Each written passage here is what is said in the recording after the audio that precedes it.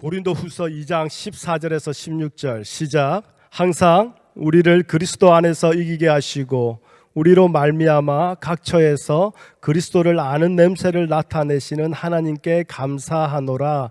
우리는 구원받는 자들에게나 망하는 자들에게나 하나님 앞에서 그리스도의 향기니 이 사람에게는 사망으로부터 사망에 이르는 냄새요 저 사람에게는 생명으로부터 생명에 이르는 냄새라. 누가 이 일을 감당하리요. 아멘. 주님 감사합니다. 오늘도 주의 말씀으로 우리의 심령골수를 쪼개어 주시옵소서. 정확하게 하나님이 원하시는 거룩함과 거룩하지 못한 죄된 것들을 우리 안에서 잘라 쪼개어 주시고 구분하여 주시고 그리하여 주 앞에서 벌거벗은 자처럼 서게 허락하여 주시옵소서. 그리하여 모든 말씀이 끝난 후에 주께서 거룩하게 여기시는 하나님의 뜻만이, 하나님의 기쁨만이 우리를 가득 채우게 허락하여 주시옵소서. 예수님의 이름으로 기도합니다. 아멘. 혹시 미국에서 어린이날이 언제인지 아십니까? 어떤 분들은 아니 미국에 어린이날이 있어요? 1년 365일이 어린이날인데 또 어린이날이 있어요? 이런 분들이 계실 겁니다. 미국에서 어린이날은 6월 둘째 주일이 어린이날이라고 합니다. 예, 다들 놀라셨어요. 미국에 어린이날이 있구나. 그러면 한국의 어린이날은 언제인지 아십니까? 예, 다들 알아요. 그렇죠? 5월 5일 바로 오늘이 이제 한국에서는 어린이날입니다. 그러다 보니까 이게 또 한국은 이 어린이날을 국가 공휴일로 지킵니다. 빨간 날이에요. 할리데이예요. 그래서 모든 학교도 모든 다 클로저 하고요. 이 날은 뭐 어뮤즈먼트 파크는 당연하고요. 야구 경기라든지 각종 스포츠 회사에서도 어린이를 위한 행사들을 그렇게 해댑니다. 그리고 이게 끝이 아니에요. 뭐 대형마트, 월마트라든지 이마트 뭐 그런 대형마트도 어린이를 위해서 이런저런 행사를 하고요. 키즈 카페는 당연히 난리가 나죠. 심지어 치킨집까지 어린이날을 위해서 무슨 행사를 하고 하여튼 정신없이 바쁜 날입니다. 그런데 이 5월 5일이 어린이날임에도 동시에 교회에서는 또 어린이 주일이라고 합니다. 그렇죠? 이게 저는 개인적으로 이렇게 부르는 것을 좀 이렇게 조심스러워합니다. 주일은 주의 날인데 왜 자꾸 뭐 다른 걸 갖다 붙일까 그런 마음이 있습니다. 하지만 그렇게 하고자 하는 그 마음은 이해돼요. 그래서 어린이 주일이라고 해서 이 어린이 주일이 되면 어린 아이들을 위해서 교회에서 특별한 선물을 준비해 줍니다. 그리고 또 어린이를 위한 특별한 예배를 드리기도 하고 아니면 예배 순서 중간에 어린 아이들을 위한 특별한 행사를 이렇게 특별한 예배 순서를 집어넣기도 하죠. 저도 어렸을 때 생각해 보면 이 어린이 주일이 되면 그 어른들하고 같이 예배 드리면서 그 목사님께 아니면 성도님들께 축복 기도를 받았던 게 기억이 나요. 물론 이제 그 축복 기도의 그 내용이 모두 생각나는 건 아니지만요. 그런데 제 마음속에, 제 머릿속에 사진처럼 그 기도의 한 문구가 딱 박혀 있는 게 있어요. 그게 뭐냐면 바로 이 아이가 자라서 언제나 주님만을 나타내는 예수 그리스도의 향기가 되기를 원합니다. 그 기도예요. 근데 제가 이렇게 어릴 때부터 책을 좋아하고 책 읽기를 좋아하고 또 글을 쓰는 것도 좋아하고 그랬는데 좀 나름 감성적인 그런 아이였어요. 초등학교 들어가기 전에 그 시골 마을에서 제 혼자 크레파스랑 스케치북을 들고 교회 저 뒷동산 한참 산으로 올라가서 혼자 앉아서 마을 그림을 그렸어요. 아니 뭘 그렇게 정말 감성 끝판왕이었던 거죠. 저는 그랬는데 기도를 해주시는데 그리스도의 향기라는 그 시적인 표현이 저에게는 너무 와닿았던 것 같아요. 그래서 야 그리스도의 향기 이 말 멋지다. 어릴 때인데 그게 저에게 사진처럼 제 머리에 탁 들어왔던 거죠. 자, 여러분은 그리스도의 향기 하면 어떤 것이 떠오릅니까? 그리스도의 향기 하면 어떤 이미지가 떠오르십니까? 제가 이렇게 답을 안 할 것 같아가지고 제가 혼자 한번 그리스도의 향기 이래가지고 구글을 한번 찾아봤습니다. 사진 한번 보여주시겠어요? 자, 그리스도의 향기 하면 구글에 많은 이미지가 뜨는데 그 중에 제가 대략 누가 봐도 이런 이미지를 떠오르는구나 하는 그 사진들 중에 한 두세 가지를 제가 골라서 와봤어요. 영어로도 해봤고요, 한글로도 해봤어요. 근데 똑같은 사진인데 영어로 적혀 있고 한글로 적혀 있더라고요. 그리스도의 향기 하면 우리는 흔히 꽃을 생각합니다. 아니면 perfume, 그렇죠?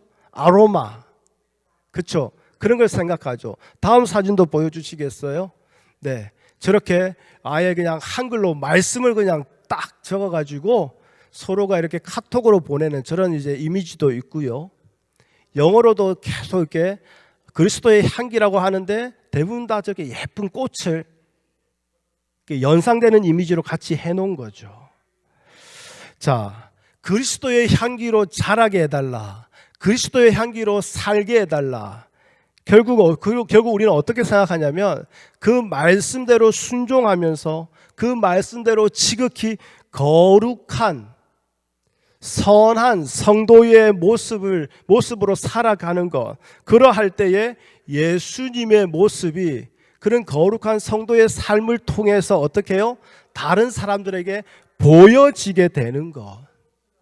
그러다 보니까 그리스도의 향기로 사는 것, 이걸 자꾸 성도의 거룩한 삶으로 연결해서 우리가 이해를 해요. 예수 그리스도의 향기로서 살아가는 성도의 삶을 마치 꽃집에 있는 꽃들처럼 그렇게 이해하는 것도 무리는 아닌 거죠. 꽃이 가득한 그 꽃집 앞을 지나갈 때에 그 꽃향기가 흘러나와서 사람들의 코를 탁 건드립니다.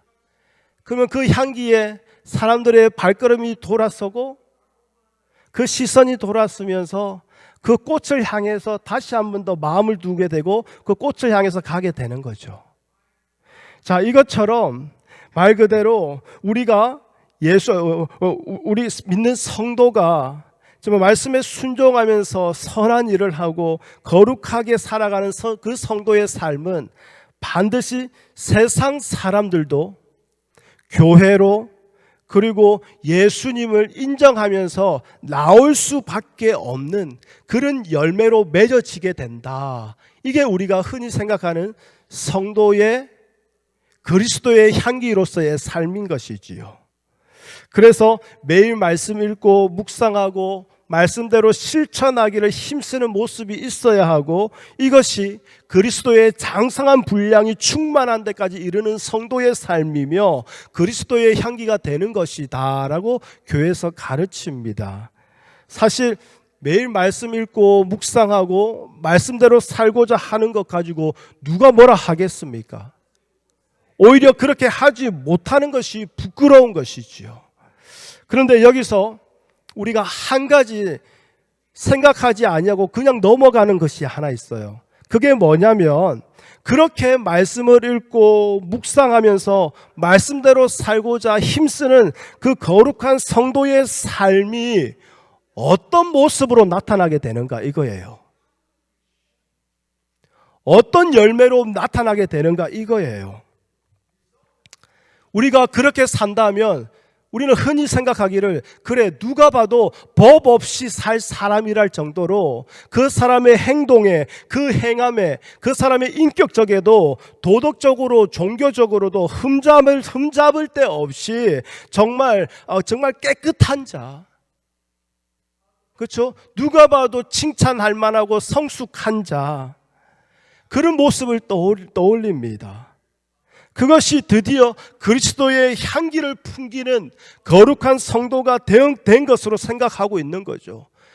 그렇다면 하나님이 그 모습을 가지고 인정해 주시고 기뻐하실까요? 하나님이 그러한 자를 원하시고 계실까요? 말씀을 지켜내기 위해서 누구보다 애쓰고 힘썼던 그 유대인들 한번 보십시오. 지난주 말씀드렸다시피 안식일을 거룩하게 지키기 위해서 냉장고 문 여는 것도 조심히 지키고 있는 그 유대인들. 그런데 그 유대인 중에 유대인이라고 하는 그 바리새인들 보십시오. 누구보다도 그 말씀대로 살아가기를 힘썼던 자들 아닙니까? 그런데 예수님은 그들을 칭찬하기보다는요, 마태복음 23장에 가보면 화 있을진저라는 그 말로 그들을 오히려 책망하고 저주하세요. 그런데 마태복음 23장에요, 화 있을진저라는 그 저주의 말씀을 예수님이 7번이나 하세요. 물론 그렇게 막 의미를 두면서 얘기하고 싶지는 않지만, 근데 그 화 있을진저라는 그 저주의 말씀을 마태복음 23장에서 7번이나 했다는 것은 무슨 말입니까? 성경에서 7은 하나님의 숫자예요. 완전한 숫자예요. 그러면 그 예수님이 화 있을진저라고 말했던 그 책망과 그 저주는 반드시 그들에게 임하게 된다라는 거예요. 그러면 그들의 삶이 어땠습니까? 천국 문을 들어가지도 않고 들어가려고 하는 자들도 들어가지 못하게 막고 있는 자가 너희들이라고 얘기하셨어요. 그리고 그들이 어떻게 살아가는가? 한 사람을 얻기 위해서 바다와 육지를 두루 다니다가, 그러다가 한 사람이 생기면 너희보다 배나 더 지옥의 자식이 되게 하는 자. 겉은 깨끗한 대접과 잔 같은데 그 안에는 탐욕과 방탕으로 가득한 자. 회칠한 무덤처럼 밖에는 깨끗하게 페인트칠 다 해놨는데 그 안에는 죽은 사람의 뼈와 모든 더러운 것이 가득한 자. 겉으로는 사람에게 옳게 보이되 안으로는 외식과 불법이 가득한 자. 그게 말씀대로 살고자 실천하고자 애썼던 바리새인들을 향한 예수님의 평가였다라는 거예요. 그리고 난 뒤에 예수님이 그것으로 끝나지 아니하죠. 그들이 이 땅 위에 흘렸던 그 선지자들, 그 의인들의 피가 다 너희들에게 돌아갈 것이고 너희 집이 결국 황폐하여 버림받으리라고 예수님이 저주까지 하세요. 많은 사람들이 말씀에 순종하여 지극히 높은 어떤 수준의 도덕적인 삶을 사는 거, 그걸 좋은 신앙이라고 생각하지만요, 그런 의미의 좋은 신앙이 예수님에게서는 철저하게 완전하게 부인되어 버렸다라는 거예요. 그러면 성도가 말씀에 순종하여 말씀대로 살아갈 때에 맺어지게 되는 열매, 나타나게 되는 모습이 뭐냐는 거예요. 제가 거듭 말씀드리지만 바로 자신의 악함을 아는 거예요.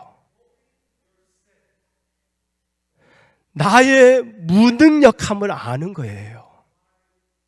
내가 죄인 중에 괴수임을 아는 거예요. 정말 그 말씀을 읽고 그 말씀을 묵상하며 그 말씀대로 살아가고자 애쓰고 힘쓰며 성령의 도우심과 성령의 조명하심으로 말미암아 그 말씀에 통치받으며 살아가는 성도에게 반드시 나타날 수밖에 없는 삶의 모습, 삶의 열매는 뭐냐? 내가 그 주님 앞에서 벌레만도 못한 자라는 것을 깨닫게 되는 거예요. 그리고 이 모든 것을 가슴을 찢는 그 회개로 주님 앞에 반응하게 되는 것, 바로 이거예요. 내 자신에 대한 탄식이 있어야 돼요. 그런데 내 자신을 향한 탄식과 내 자신을 향한 철저한 절망이 있는 그곳에서 비로소 나를 구원해 주시는, 나 같은 자를 죽음에서 건져 주시는 예수님을 보게 되니 그 예수님만이 이제는 나의 모든 소망이요 나의 모든 생명이 되는 것, 이게 바로 말씀에 순종하며 말씀을 실천하며 사는 성도의 삶이라는 거예요. 그런데 여러분, 바리새인들을 다시 보십시오. 말씀대로 살기를 그렇게 힘썼습니다. 말씀을 그렇게 외워댔습니다. 그런데 그들에게는요, 자신에 대한 탄식과 절망은 전혀 없습니다. 그로 인해서 나타나야 할 회개 당연히 없습니다. 오히려 겉으로 드러나는 도덕성과 뛰어난 종교성으로 자기 신앙에 대한 자부심만 커져갔습니다. 그 자부심이 얼마나 컸던지 결국 예수님도 필요 없다라는 그 종교심, 그 자기의 의로움에 대한 자부심으로 예수님을 십자가에 죽여버리지 않습니까?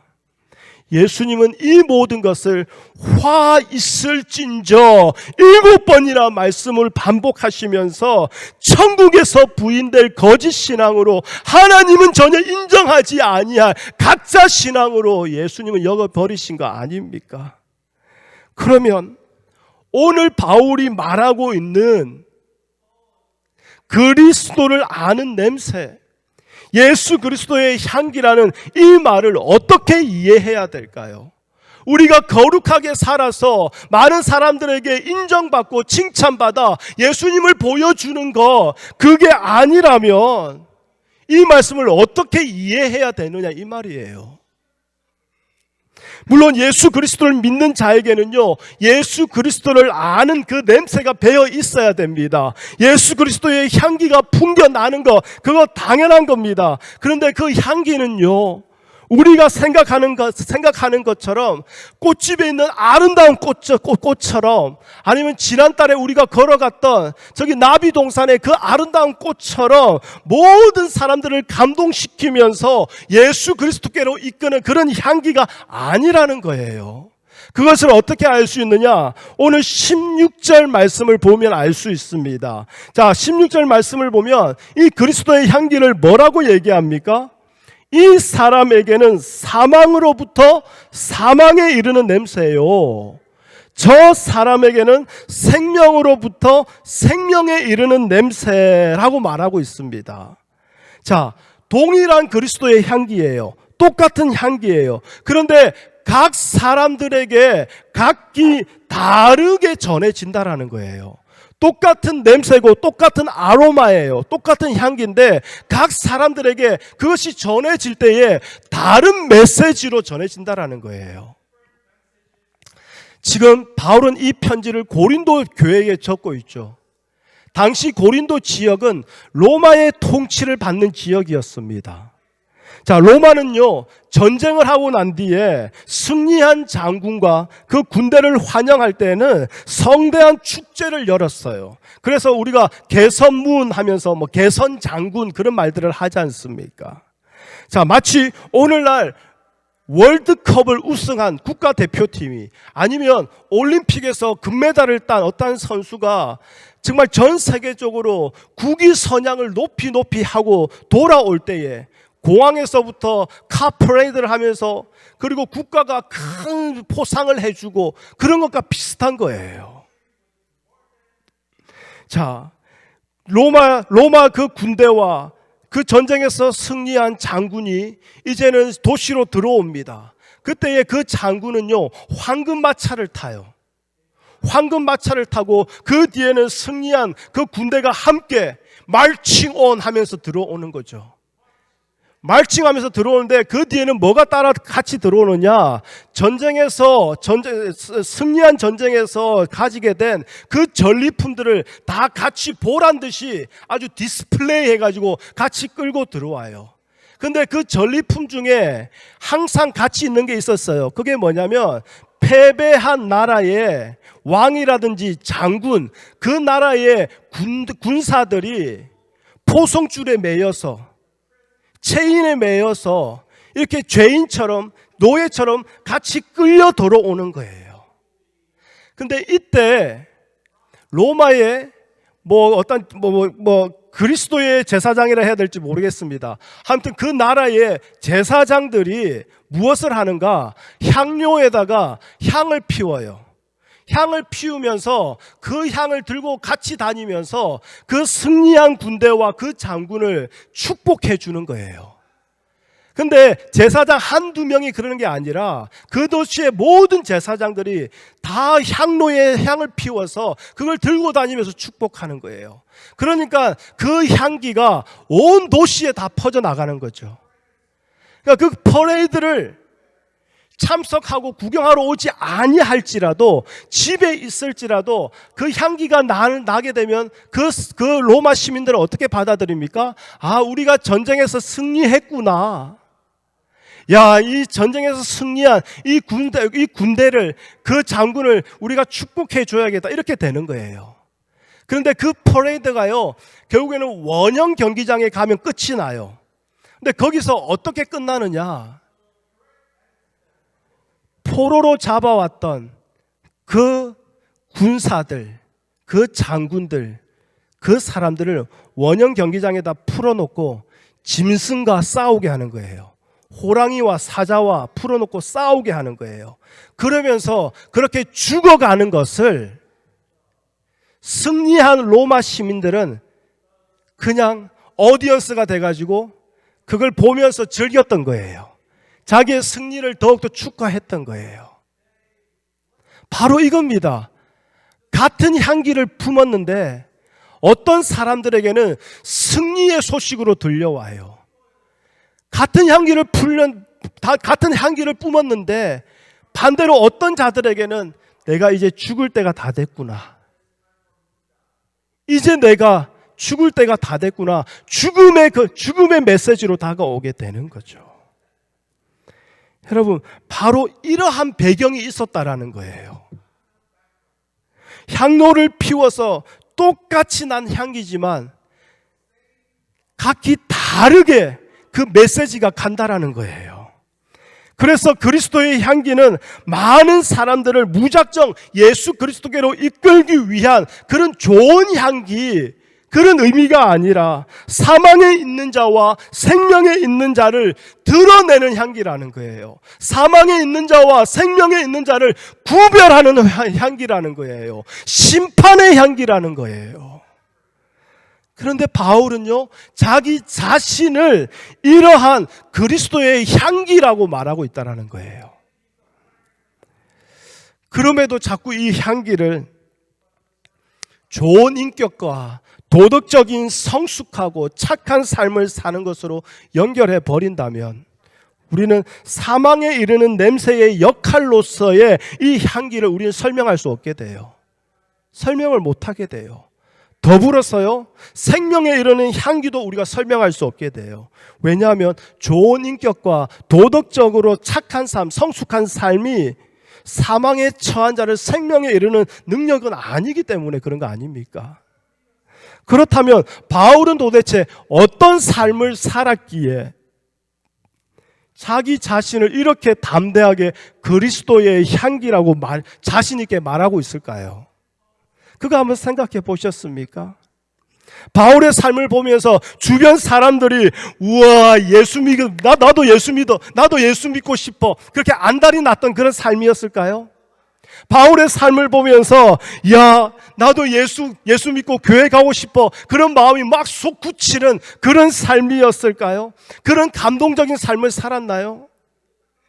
세상이 바울을 보면서 야, 역시 저 예수 믿더니, 예수 잘 믿고 교회 충성하고 교회 봉사하더니 저렇게 잘 됐네, 저 집안이 저렇게 잘 됐어, 저렇게 성공했어, 자녀가 복을 받네, 사업이 대박 났네, 직장이 잘 열렸네. 그런 삶을 바울이 살았느냐 이 말입니다. 아니지 않습니까? 우리가 이미 사도행전을 쫙 훑어보면서 다 보았습니다. 바울은요, 오히려 예수 믿기 전에 더 잘 나가던 사람이에요. 예수 믿기 전에 세상의 모든 행복의 조건, 성공의 모든 조건을 다 가지고 있던 자가 바울이었습니다. 그래서 이 땅의 삶을 보면, 이 땅의 삶이 끝이라고 생각해 본다면 바울은 예수 안 믿는 게 더 잘하는 사람이에요. 그렇게 성공한 자, 그렇게 힘과 권세, 모든 것을 다 가진 자가 오히려 예수 믿어서 망한 자가 바로 바울 아닙니까? 예수 믿어서 그렇게 평안과 그렇게 성공의 삶이 이제는 고난에서 고난으로, 핍박에서 핍박으로 이어지는 삶을 살았던 거 아닙니까? 물론 우리는 그런 얘기해요. 고난 후에 반드시 하나님이 복을 주신다. 근데 우리가 생각하는 그 이해대로, 우리가 기대하는 그 기대대로 고난 후에 바울이 복 받은 거 있던가요? 이 고난 후에 하나님이 잘되게 해주실 거야. 그 잘되게 해주는 거 다 우리 중심 아닙니까? 내 몸이 편안해지고, 내 물질이 더 많아지고, 내 자녀가 좀 더 잘되고, 내 교회가 더 커지고, 더 성장하고, 이런 것들 아닙니까? 근데 바울이 그렇게 고난했는데, 고난 끝에 단 하루라도 우리가 말하는 그 축복의 삶을 살았던 적이 있던가요? 단 하루도 그렇게 살지 못했던 자예요. 마지막까지 목이 잘려 죽었던 자입니다. 얼마나 환난을 심하게 당하였던지 바울도 자기 스스로 말하기를 살 소망까지 끊어졌다라고 말할 자예요. 차라리 죽었으면 좋겠다라고 말할 정도예요.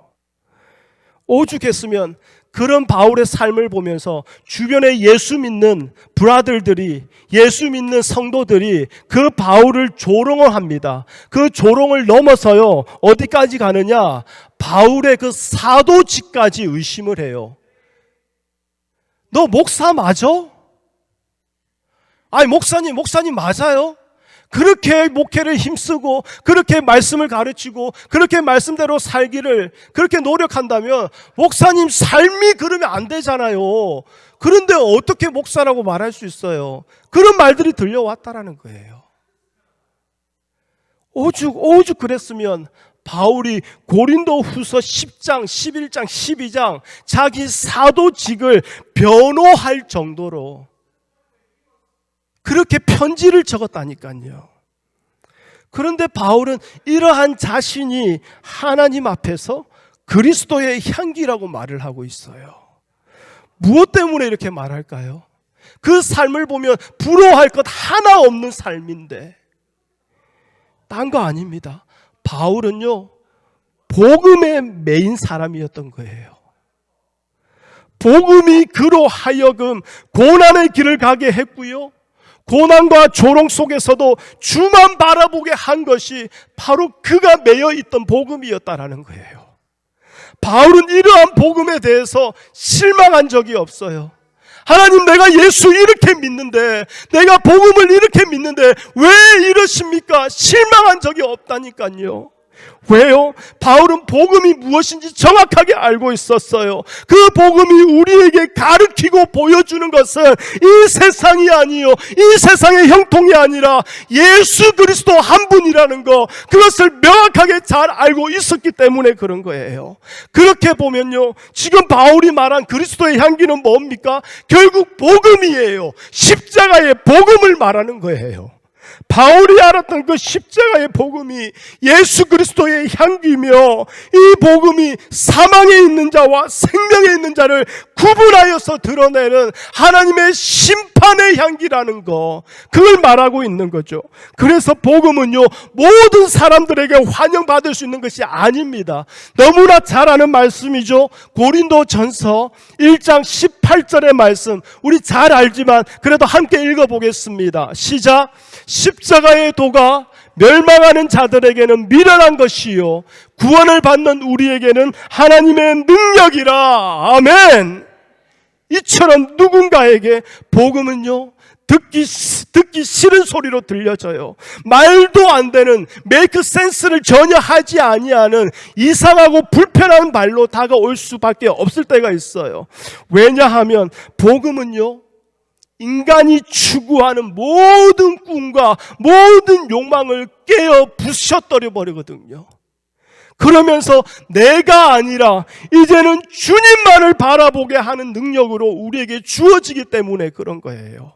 그래서 지금도 솔직히 우리는 예수 잘 믿어, 교회에 충성했더니, 예수 잘 믿어 열심히 봉사했더니, 예수 잘 믿어 누구보다도 더 많이 기도했더니 하나님이 복 주셔서 내 자녀를 잘 되게 하셨다, 물질의 축복을 받았다, 건강의 축복을 받았다, 좋은 직장의 축복을 받았다, 그런 얘기들을 지금도 말하고 싶고 지금도 그렇게 이루어졌으면 좋겠다라고 원하는 것이 바로 우리 자신 아닙니까? 에덴 동산에서부터 단 한 번도 하나님 앞에서 우리의 힘으로 순종한 적이 없는, 오히려 하나님보다 더 큰 하나님이 되어 그 하나님마저도 내 삶의 성공을 위해서 사용할 수 있다면 뭐라도 다 할 수 있는 그런 자로 살아왔던 그런 우리에게 저 복음이 임했다는 건 무슨 말입니까? 그러한 우리에게 저 복음이 들려지고 그 복음이 믿어지게 되고 그 복음이 받아들여지게 되고 그 복음대로 이제는 순종하며 그 복음의 다스림에 온전히 이끌려가며 산다는 것은 뭡니까? 더 이상 이런 나를 바라보지 않겠습니다. 이제는 주님만을 바라보겠습니다. 이제는 예수 그리스도 한 분만을 바라보겠습니다.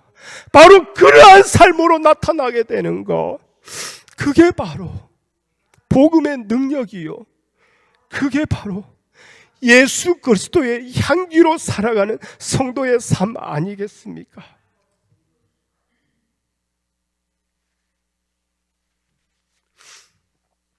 그래서 여러분, 복음을 듣고 복음을 받아들인다는 것, 이것은 내가 거룩한 실천을 행하고 도덕적으로 높은 수준의 성도가 되는 것, 그거 좋습니다. 근데 그보다도 우리에게 앞서 일어나는 거 뭐냐? 내 자신을 내려놓는다라는 거예요. 내 자신을 주님 앞에 내려놓는다라는 거예요.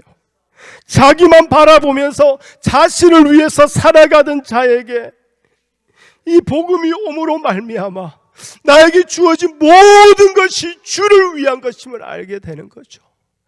그런데 이런 복음이 자신을 위해서 살아가는 자들에게는 들려지겠습니까? 복음으로 믿어지겠습니까? 물론 복음을 받아들인 성도라고 해서 모두 자신을 내려놓고 주님만 바라보면서 살아가지는 못합니다. 우리 안에 이 욕망이라는 우리의 꿈, 이것이 얼마나 단단한지 결코 끊어지지 아니하는 강력한 힘으로 오늘도 우리를 붙들고 있기 때문에 그런 거죠. 그래서 성도라고 한다 할지라도 내 자신으로 인한 그 유혹과 시험으로 날마다 흔들릴 수밖에 없는 거예요. 사도 바울도 오죽하면 자기 안에 다른 법이 있어 죄의 법으로 자신을 사로잡는데 여기에 대해서 내가 아무것도 할 수 없다, 그리하여 로마서 7장 마지막 절에 보면 나는 공고한 자라, 바울도 그렇게 고백하지 않습니까? 그렇게 절규합니다. 그런데요, 중요한 건 뭔지 아십니까? 바울은요, 그러한 자기 자신을 신앙의 이유로 삼지 않았다라는 거예요. 오히려 그러한 자신으로 인해서 바울은 날마다 탄식합니다. 그러한 자신을 향해서 날마다 절망합니다. 그런데 탄식하고 절망하며 어찌할 수 없는 그 죽음의 자리에서 예수님의 용서와 사랑을 보게 되는 거예요. 예수님만이 나에게 사는 길임을 절감하게 되는 거죠. 그래서 로마서 7장 마지막 장에 그렇게 절규하지만 로마서 8장 1절하고 2절에 바울이 이 복음을 선포합니다. 우리 같이 읽어보겠습니다. 로마서 8장 1절하고 2절 시작. 말씀이 안 나와 있나요? 말씀이 안 나와 있대요. 그러면 여러분 성경책을 찾아서 같이 읽어보겠습니다.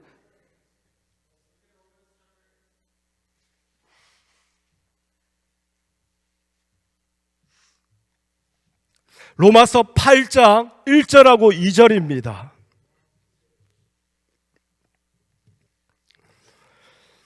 로마서 8장 1절 2절 시작. 그러므로 이제 그리스도 예수 안에 있는 자에게는 결코 정죄함이 없나니 이는 그리스도 예수 안에 있는 생명의 성령의 법이 죄와 사망의 법에서 너를 해방하였음이라. 아멘. 바로 이러한 복음의 내용이, 이러한 말씀이 그 속에 살아있었기에, 그를 이끌고 그를 통치했기에 그가 그리스도의 향기라고 말할 수 있게 된 거 아니겠습니까?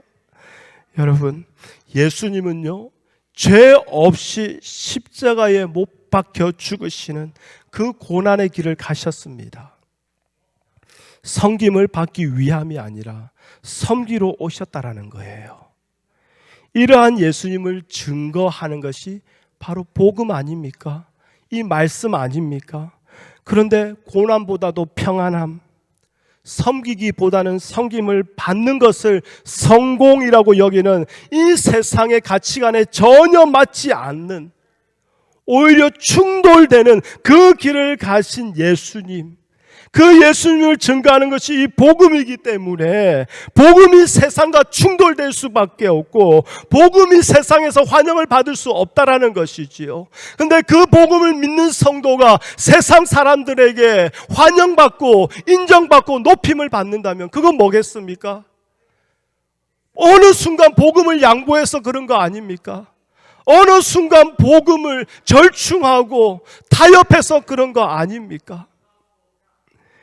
여러분, 하나님은요, 바울을 세우셔서 복음이 무엇인가를 세상에 드러내신 것처럼 오늘 우리를 세우셔서 동일한 일을 하십니다. 오늘 우리를 세우셔서 복음이 무엇인가 세상에 드러내시기를 원하세요. 왜냐하면요, 세상은요 복음에 대해서 오해하고 있거든요. 심지어 교회에서도 복음에 대해서 오해하고 있거든요. 복음이 자신을 세상에서 복된 자가 되게 하고 세상에서 행복한 삶을 누리게 해준다라고 그렇게 오해합니다. 세상의 이러한 욕망에 함께하면서 그것을 이루어준다라는 다른 복음이 교회 안에서 전해지고 있다면 그것이 바로 거짓 사도요, 그 자가 바로 화 있을 진자라는 예수님의 책망과 저주의 대상이 될 수밖에 없는 거죠. 혹시 여러분 이렇게 복음을 양보하고 계십니까? 혹시 그렇게 복음을 타협하고 계십니까? 그렇다면 이 참된 복음, 십자가의 복음은 우리의 귀에 거슬리는 말이 될 수밖에 없어요. 그러면 당연히 사망에 이르는 냄새일 수밖에 없는 거예요. 그게 싫으니 불편하니 자꾸 도망갑니다. 내 귀가 편한 곳, 내 마음이 편한 곳. 여러분, 오늘 말씀을 마무리할게요.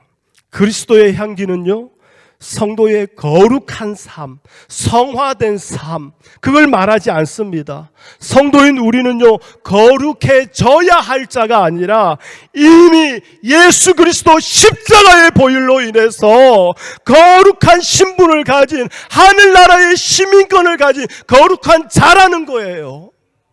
그래서 성도의 거룩은요, 수준 높은 도덕적인 삶으로 드러나는 것이 아니라 그 속에 있는 그 복음이 내가 어떤 자인지를 가리키는 것으로 인해서 내 자신에 대해서 절망하고 애통하며 결국 예수 그리스도의 의만을 구하고 예수 그리스도께 모든 소망을 두게 되는 것, 그것으로 드러나게 된다라는 거예요. 그래서 우리로 하여금 어떤 경우에도 예수 그리스도를 포기할 수 없게 하는 그것이 바로 복음의 능력이요, 이 복음이 있는 자로 살아가는 자, 그 자가 바로 이 땅에서 그리스도의 향기로 살아가는 자라는 것이지요. 하나님은요, 자기 백성을 이미 예수 그리스도 안에 있게 하셨고 예수 그리스도께서 흘리신 피를 보시고 모든 죄를 용서하심으로 거룩한 자로 여겨주십니다. 이미 그리스도 안에서 우리는 거룩한 자의 신분을 받았는데 내가 또다시 노력하고 애쓰고 수고하여 거룩한 삶을 이루고자 하는 것이 있다면 그건 뭐겠습니까? 하나님의 거룩하다고 선언하신 것을 우리가 인정하지 않겠다라는 거 아닙니까? 하나님이 우리를 거룩한 자로 여겨주시기 위하여 그 아들 예수 그리스도를 십자가에 버리셨는데 그 사랑을 우리는 인정하지 못하겠다라는 거 아닙니까? 여러분, 매번 말씀드리지만 다시 말씀드릴게요. 성도는요, 뭔가를 이루어내고요, 뭔가를 받아내기 위해서 사는 자가 아니라 이미 이루어진 것을 발견하고 증거하는 자로 살아가는 거예요. 우리가 예수님을 받았는데 뭘 받을 게 더가 있습니까? 우리가 예수님의 생명을 받았는데 뭐 아직도 받아야 할 것이 더 있습니까? 우리는 예수님의 생명으로 말미암아 이 땅의 모든 것을 받은 자입니다. 영원한 생명을 받은 자예요. 그것을 발견하고 감사하며 증거하는 자로 살아가는 거, 이게 바로 성도라는 거예요. 그게 바로 예수 그리스도, 예수님의 십자가 아닙니까? 십자가의 복음 아닙니까?